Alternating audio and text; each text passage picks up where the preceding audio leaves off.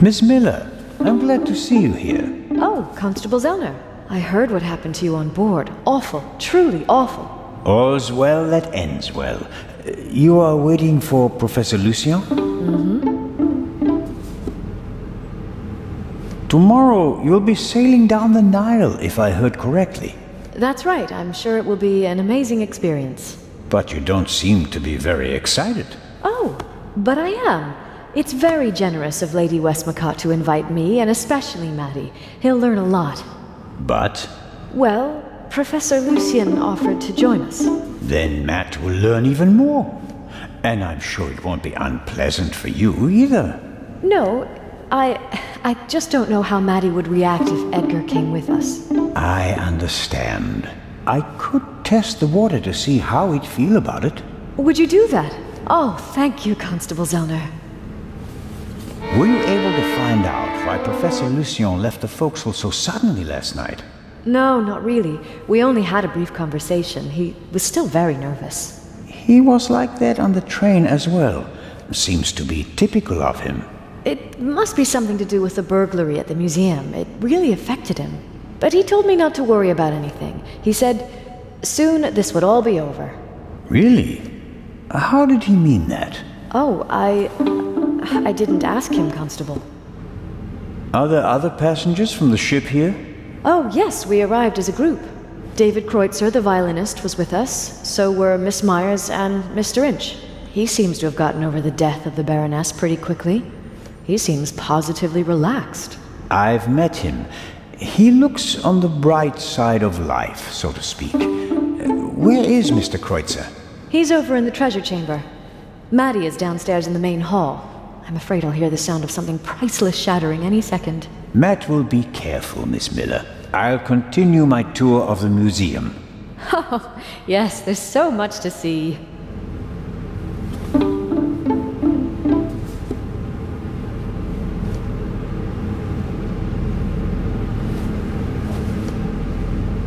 Locked.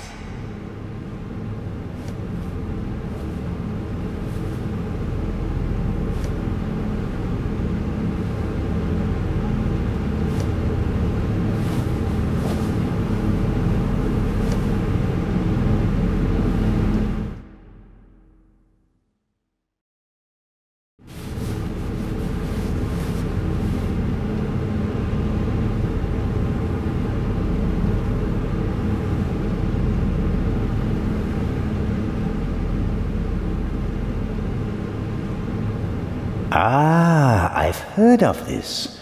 Desert glass. In the great sand sea of the Libyan desert, there's a region where natural glass is found. Nobody knows how it formed. The valuable material was often used for jewelry in ancient Egypt.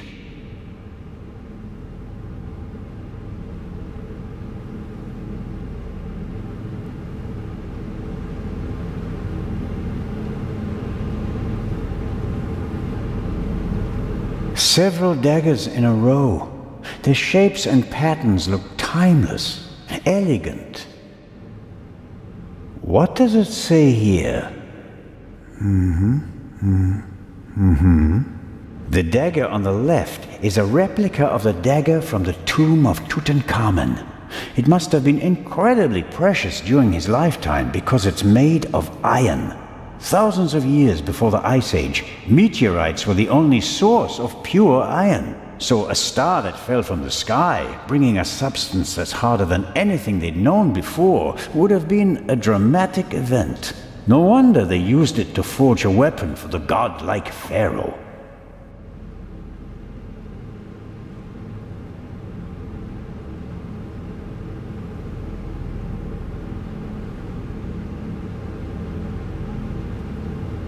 This is Akhenaten, the only pharaoh whose portrait I always recognize. He has a very unusual head.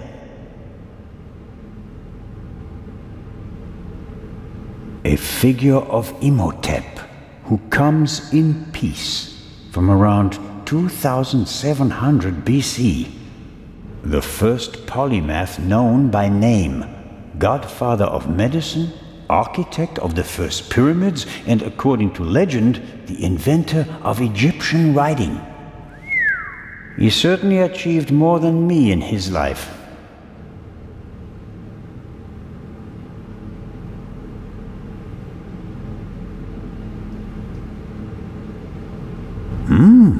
Aha! This shows how the ancient Egyptians were able to move the heavy blocks of stone to build their pyramids and temples. They used ropes, wooden sleds, and poles as levers. These exhibits aren't originals, of course. They're reconstructed, based on old pictures. Nonetheless, it's impressive how they managed to build monuments like the pyramids with such simple tools.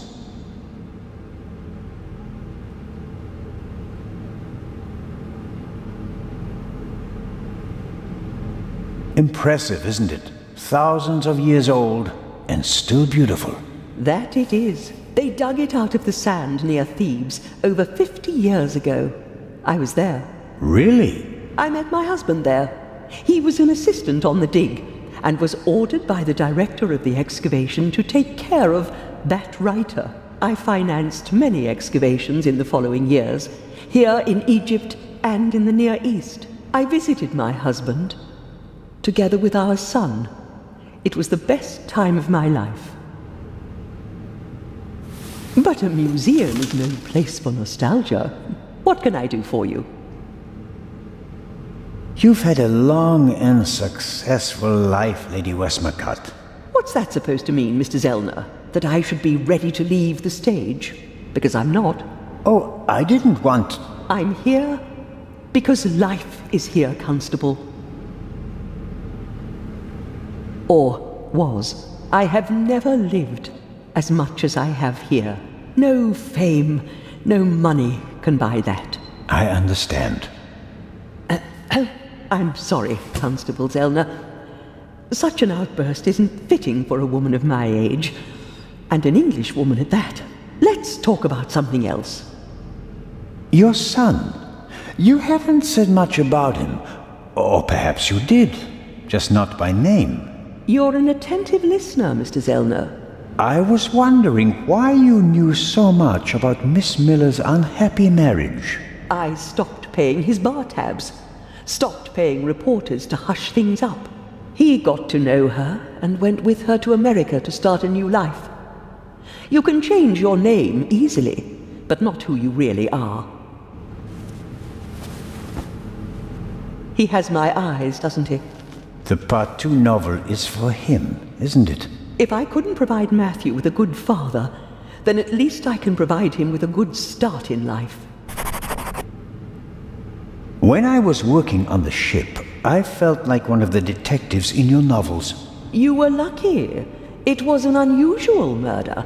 Most murders happen in the heat of the moment or are committed by idiots. They're uninspired. But Gebhardt thought it through. He could have succeeded. I don't know. He made too many mistakes. He couldn't have known that the Baroness, almost unconscious from the drugs, would lock her cabin door. But that was a risk. The plan was too complicated and sloppily executed. You certainly are a harsh critic, Mr. Zelner. He could have shot her on the side deck and thrown the weapon into the sea. With no witnesses, no one would have suspected him. How boring. Or if it had to be a complicated plan, then he should have worked more carefully. Should have thought of everything, had a plan B in place. Maybe he didn't have enough time.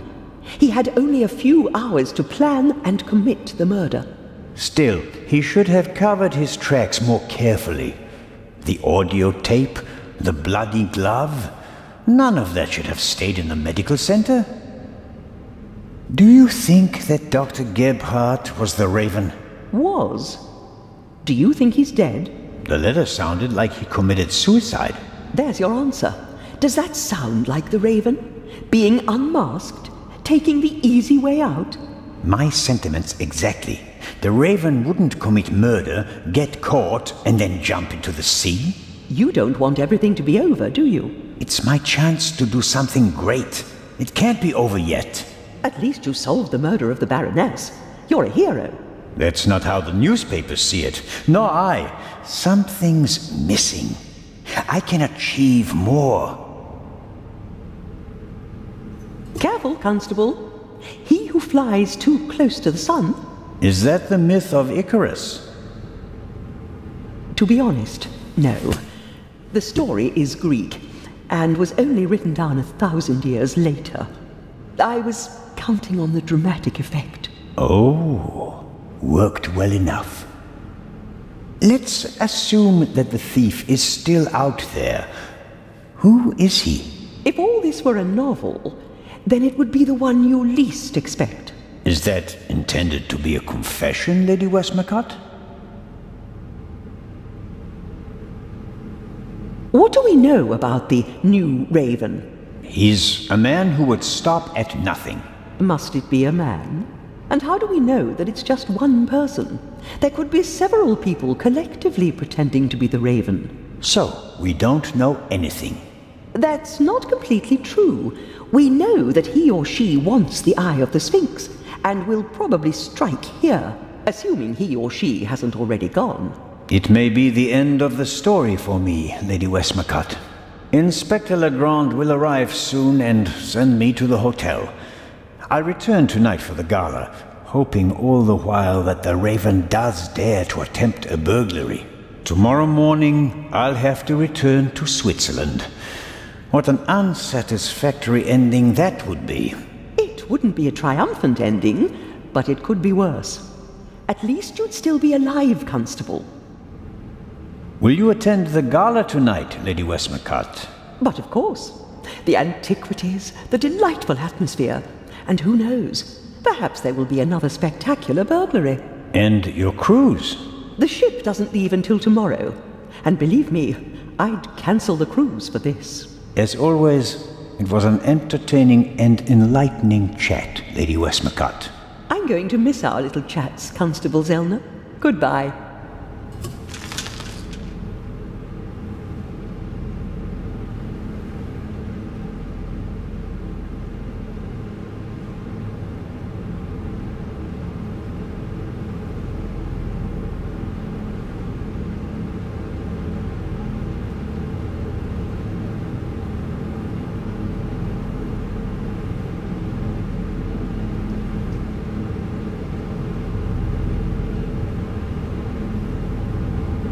Ahoy, Matt! The statue was talking. The statue was talking?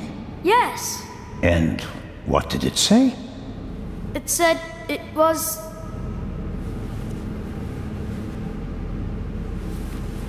That's a very bad word. I know. And an English one. Don't you think it's odd that an old Egyptian statue speaks English? Don't you think it's odd that a statue speaks at all? That would have been my next question.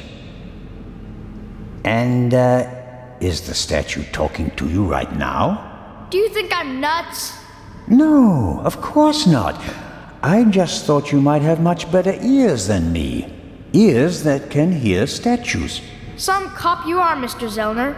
This is a mystery and you're just making jokes. You're right. It's just... Don't you believe me?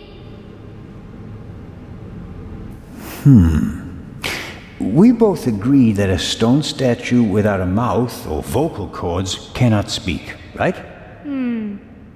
Yeah, I'd agree with that. Okay, that means you heard something else, and we have to find out what or who it was. Roger. I'm almost a bit envious of you. Going up the Nile on a ship, it must be great. Yeah, I guess. You don't sound so keen. I think my mom wants the professor to come too. And you don't? You can't tell me. What if Mom marries the professor and doesn't work with the lady anymore? We'd have to move to London, and I'd have to go to a new school. You could tell your mother that it's not okay with you. She'd never do anything against your will, would she? I guess you're right. If I'm stubborn enough, she'll definitely send the professor packing. Thanks! Ah, this we have to see. The eye is coming.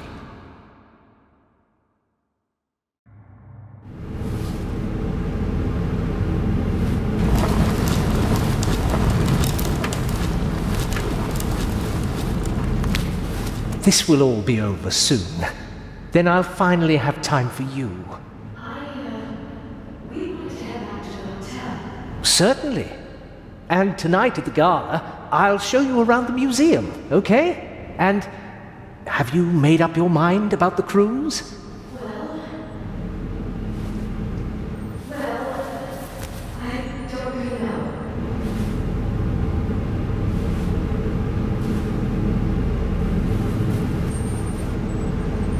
I only see you on vacation, Mom. And now you want the professor to come too? So I'll see you even less? You're right. I'm sorry, Monsieur. I think it's best if you don't join us. But Mary... Professor, are you coming? Maybe we can talk about this again tonight.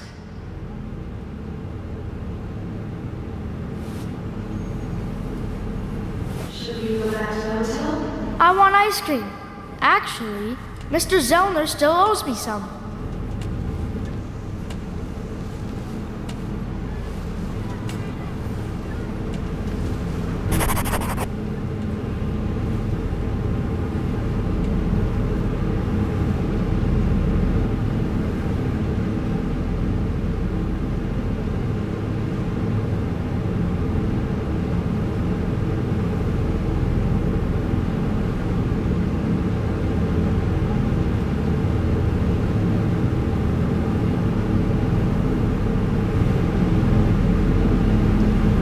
The door is closed if the guard room is... Though I would have expected the guard room to be occupied all the time, especially on a day like today.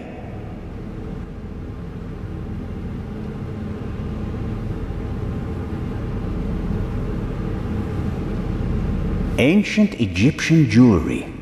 I like that golden signet ring with a scarab made of jasper. In ancient Egypt, these beetles were regarded as symbols of fertility. Nowadays, we just call them dung beetles. I suppose the beetles don't really care.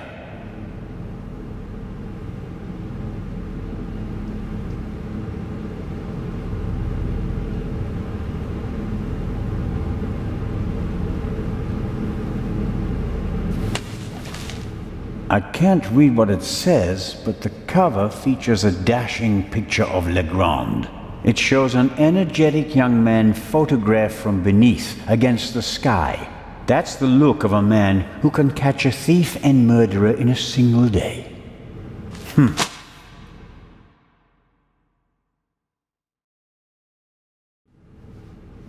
A great moment! Professor Lucien, your key, please. Yes. Well... Come on, Professor. But you have to realize that... Thank you. Finally! But... Professor? I wanted to give you this.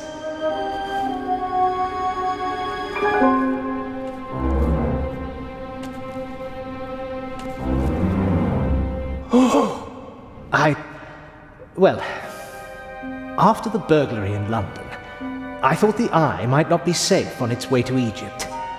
So I secretly took it when I was supposed to place it in the safe in London. How dare you? I felt that I should leave the jewel to someone I trusted completely. Myself. But the jewel was safe. From London to here, no one had an opportunity to steal it.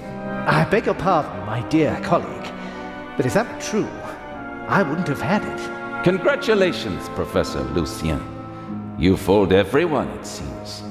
The honor is yours.